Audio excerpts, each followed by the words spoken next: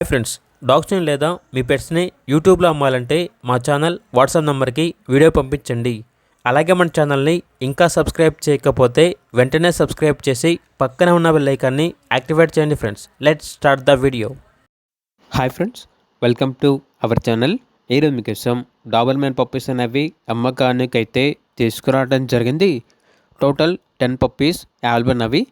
6 male puppies మరియు 4 female puppies.